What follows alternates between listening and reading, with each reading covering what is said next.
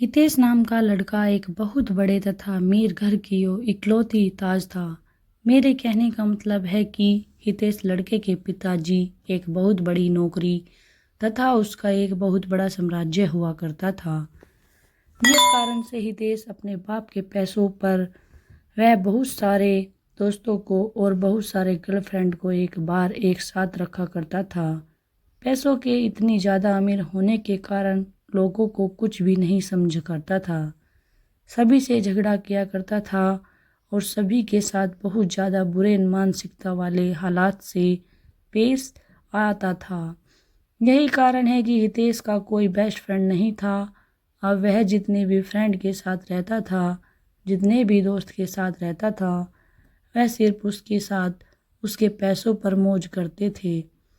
लेकिन जब हितेश किसी मुश्किल में फंस जाता तो कोई भी दोस्त उसकी मदद करने के लिए बिल्कुल भी आगे नहीं आता था। हितेश बहुत ज़्यादा अपने फ्रेंड तथा दोस्तों के साथ टूर करने के लिए बाहर बाहर देश में जाया करता था, क्योंकि उनके पिताजी के पास इतनी ज़्यादा दौलत थी कि कितना भी हितेश का उस दौलत में पैसा उड़ा दे उसका कम नहीं होने वाला था।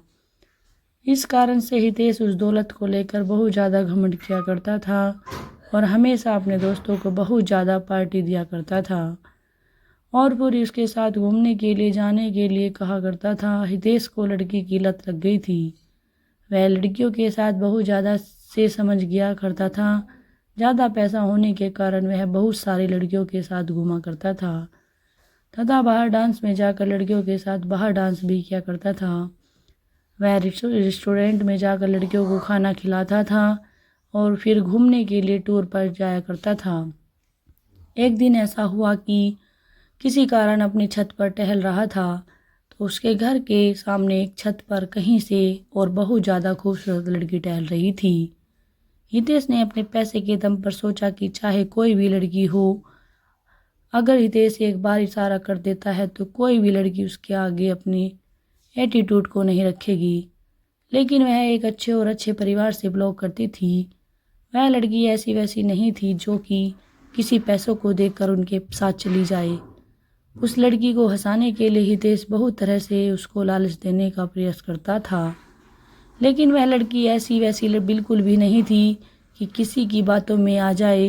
हितेश चाहे जितने के लोगों को, जितनी लड़कियों को उसके पास भेजता था बोलने के लिए, लेकिन वह लड़की बिल्कुल भी बात मानने के लिए तैयार नहीं थी। हितेश लड़की के लिए मानो जैसे पागल होता जा रहा था, क्योंकि हितेश के अंदर इतना ज़्यादा एटीट्यूड था कि अगर वह लड़की ना करते तो उसमें बहुत ज़्यादा गुस्सा आ गया था। हितेश सोच रहा था कि किस कारण से वह लड़की मान जाए।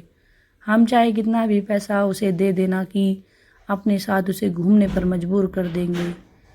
एक भी नहीं पैसे किसी लड़की फ्रेंड को उसके घर भेजने के लिए कहती थी।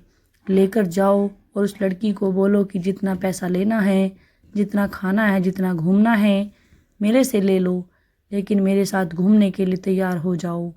लेकिन किसी भी परिस्थिति में वह लड़की तैयार होने पर राजी नहीं थी। इस बात को सुनकर हितेश को बहुत ज़्यादा गुस्सा आ रहा था। अब धीरे धीरे हितेश बिल्कुल ही बदलने लगा था। हितेश को कम उस लड़की के अलावा कोई और लड़की नहीं दिखती थी। जितनी भी लड़की के साथ हितेश घूमा करता था, अब वह उन लड़कियों के से बिल्कुल ही दूर हो चुका था। अब वह ज़्यादातर वक्त अपना घर में ही गुजारा करता था। जब वह लड़की अपनी छत पर आया करती तो हितेश अपनी चाहत से उस लड़की को निहारने का प्रयास करता था, उसे मनाने का भी प्रयास करता था, लेकिन शायद उस लड़की को हितेश के बारे में पूरी जानकारी होगी। इसी कारण से वह लड़की हितेश के पास ना जाने के लिए बहुत सारे बहाने बनाया करती थी। उस लड़की के पिताजी एक सरकारी विभाग में कार्य कर रहे थे, जिसका ट्रांसफ़र होने के बाद वह हितेश के घर के पास वाले अपार्टमेंट में रहने के लिए आए थे। वह लड़की दूर होने के कारण उस कोई दोस्त नहीं था। लड़की कहीं घूमने के लिए भी नहीं जाया करती थी, क्योंकि घूमने के लिए उसकी कोई सहेली नहीं थी। नहीं होने के कारण वह अकेले घूम भी नहीं पा रही थी। वैसे तो वहाँ पर ज़्यादातर लड़कियाँ अच्छे स्वभाव की नहीं थी, जिस कारण से उस लड़की को कोई भी सहेली पसंद नहीं आ रही थी। हितेश उस लड़की को हमेशा ही याद किया करता था, लेकिन ऐसा कुछ भी नहीं हुआ। कुछ भी ना बीत जाने के बाद वह लड़की अपने अपार्टमेंट को छोड़कर जाने वाली थी, क्योंकि उसके पिताजी एक सरकारी ऑफिसर थे और उसका ट्रांसफ़र 3 महीने में दूसरी जगह हो जाया करता था। जैसे ही उस शहर में उसे कैदारी का 3 महीने गुजर गए, उसी ट्रांसफ़र अब किसी दूसरे से जगह हो गई थी। ऐसे में हितेश बहुत ज़्यादा दुखी रहने लगा, क्योंकि वह जिसे प्यार करता था कभी भी उससे वह बात नहीं कर सका था। जैसे ही इस बात की जानकारी हितेश को हुई, वह बहुत ज़्यादा दुखी हुआ और सोचने लगा कि मेरी गलती है कि मुझे वह लड़की आज तक सही से देख भी नहीं रही थी। लेकिन माना था कि उस शहर में उस दिन अंतिम दिन था। हितेश आता था कि उस लड़की से मुलाकात करके कुछ बात की जाए। जब वह लड़की बाहर जा रही थी तो हितेश नहीं जा रहा था। जैसे ही लड़की देखी तो हितेश रुक गया। हुआ है लड़की हितेश के पास जा पहुंची थी और हितेश को कह रही थी कि मुझे आपसे कुछ बात करनी है। वह लड़की हितेश को कहती है कि आपके अंदर पैसों का बहुत ज़्यादा घमंड है और आपने बहुत सारी लड़कियों की ज़िंदगी को बर्बाद किया है, जिस कारण से भगवान तुम्हें यह सज़ा दे रहे हैं कि कोई भी अच्छी लड़की तुम्हें मिलना तो दूर की बात है, तुम्हें देखेगी भी नहीं। ऐसे कहकर वह लड़की आगे बढ़ जाती है। हितेश मन ही मन अपने आप को कोसता रहता है। हितेश सोचता है कि जो मेरे पास इतने पैसे हैं और कोई अच्छी लड़की ही नहीं मिलेगी तो मेरे पास इतने पैसों की क्या कर सकते हैं। यह बात बिल्कुल सच है दोस्तों।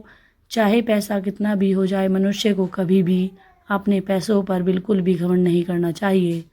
पैसा चाहे जितना भी हो जाए, वह आपके कैरेक्टर को सुधार नहीं सकता। यदि आपके पास बहुत ज़्यादा पैसा है तो उसे संभाल के रखिए, वह अच्छी चीज़ों में उपयोग करें। दोस्तों, आज की ये कहानी कैसी लगी कमेंट बॉक्स में लिखकर ज़रूर बताएं। और अगर आप हमारे चैनल पर नए हैं तो आप हमारे चैनल को सब्सक्राइब करके बेल आई नोटिफिकेशन को ऑल पर सेट कर लें, ताकि हमारी आने वाली नई वीडियो, नई कहानी का नोटिफिकेशन सबसे पहले आपको मिल सके। दोस्तों, वीडियो देखने के लिए धन्यवाद। दोस्तों, कल फिर मिलते हैं एक नई कहानी, एक नई वीडियो के साथ। तब तक के लिए जय श्री श्याम दोस्तों, हमारी वीडियो को ज़्यादा से ज़्यादा शेयर करना, लाइक करना, हमें सपोर्ट करना और बताना आज की वीडियो कैसी लगी कमेंट करके। मिलते हैं नेक्स्ट वीडियो में, तब तक के लिए धन्यवाद दोस्तों।